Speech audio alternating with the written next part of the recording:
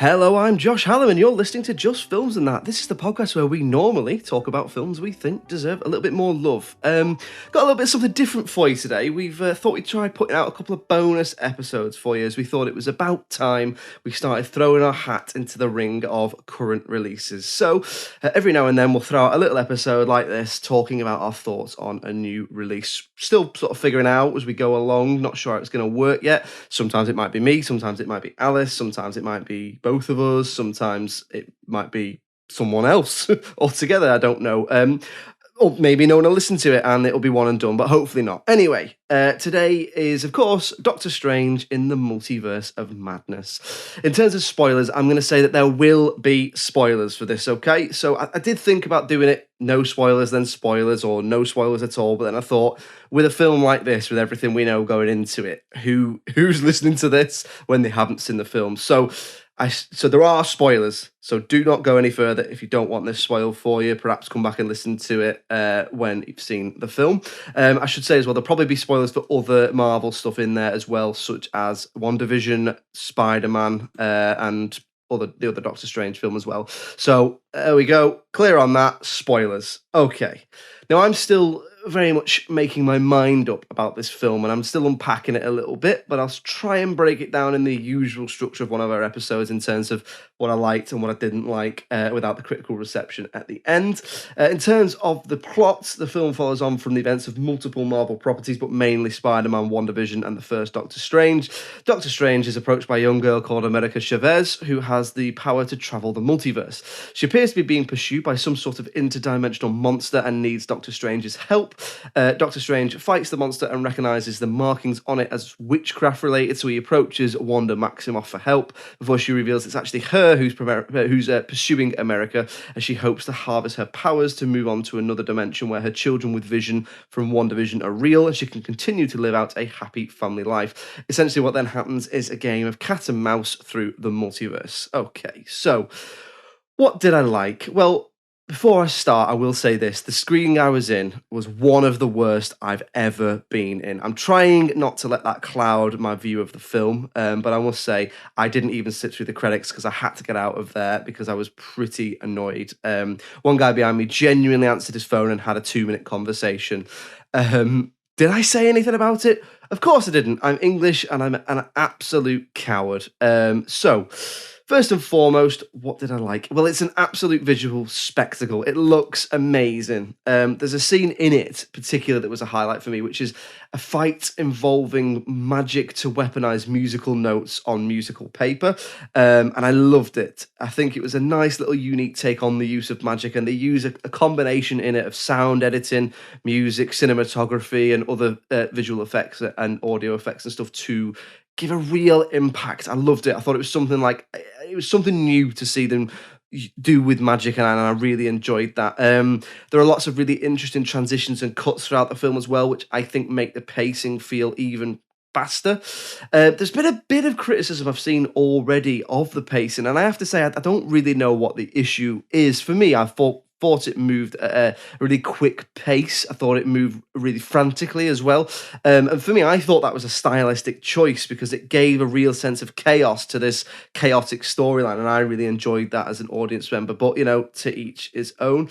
There's a lot of horror in this, like anything we've seen before in the MCU. I mean, at this point, I'd say the MCU is pretty much a genre in and of itself, but there is a lot of horror in this, and they do push the envelope quite a bit with the 12A rating and what they do in terms of gore and effects and stuff. So I enjoyed that as well. Right, let's talk about the cameos. So I know that there are some in this, I will say that I think they're used really well. And I'm not going to go into specific details in case people are still listening, even though I've warned about spoilers. But I think this film had a really difficult job on its hands after Spider-Man. I mean, I've seen everyone being linked to this film, absolutely everyone. I'm not even going to say who isn't in it in case I spoil it, but I've seen some pretty wild things linked to this film. And they do have some cameos in it, but it's not I would say, to the degree of what a lot of people were expecting. But what I think they do with the cameos is they look forward into the MCU rather than backwards, and I think that that's a really interesting choice because it could have just become a film of Doctor Strange with loads of cameos, and it's not that, and I'm quite glad of that really. And there was enough in there, I suppose, when I think about it, to satisfy me in the sense of it's still a Doctor Strange film.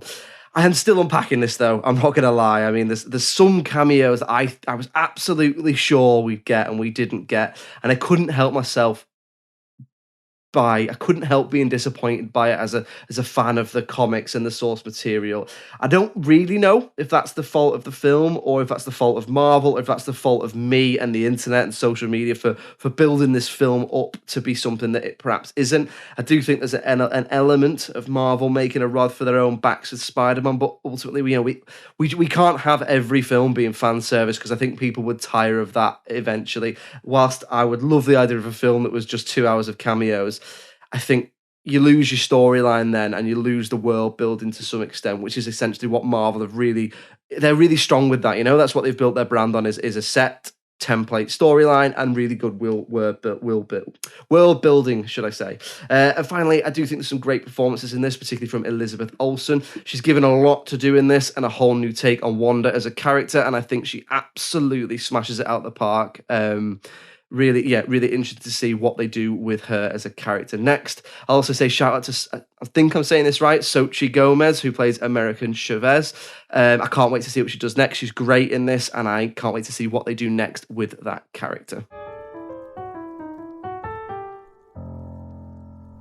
Okay, so let's move on to talking about dislikes then. Now, again, I am still unpacking this, but I must say, there's an element for me where I'm still feeling a little bit underwhelmed, and I can't really figure out why. I think it might be back to what I was saying about the cameos and the build up to the film. Maybe I wanted a bit more as a fan. Maybe I've listened to too much bollocks on social media and I can't switch that off. I don't know. In a way, I suppose it's just Marvel being a victim of their own success. But I'm not going to talk about the cameos anymore. I'm not going to unpick that anymore because I think there's plenty of people that will do that, and I don't really want to be one of the I don't really want to be wasting your time with these short bonus episodes putting out content that I think, they should have put this person in it, they should have put Batman in it or whatever. I know Batman is a DC character. I'm purely using him because Batman isn't going to be in this. I'm sorry if that is a spoiler in of itself. My main criticism of this film, I think, is probably that it's very reliant on you having seen other stuff, particularly Spider-Man and particularly WandaVision.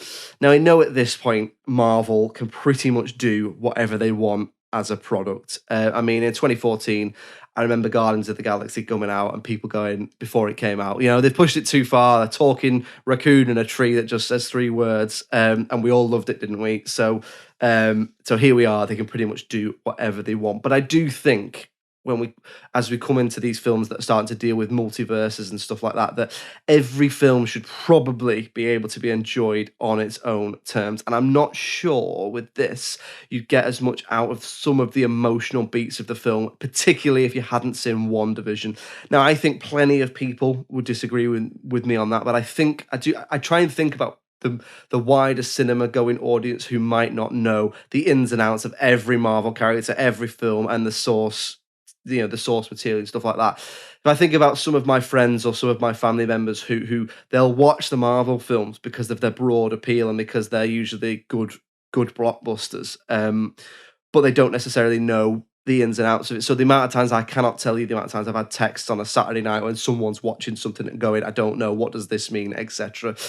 So I would probably say perhaps that they wouldn't get the most out of this film that they should. But then again, perhaps Marvel aren't making films for those people. But I do think it does rely a little bit heavily on you knowing what else is going on.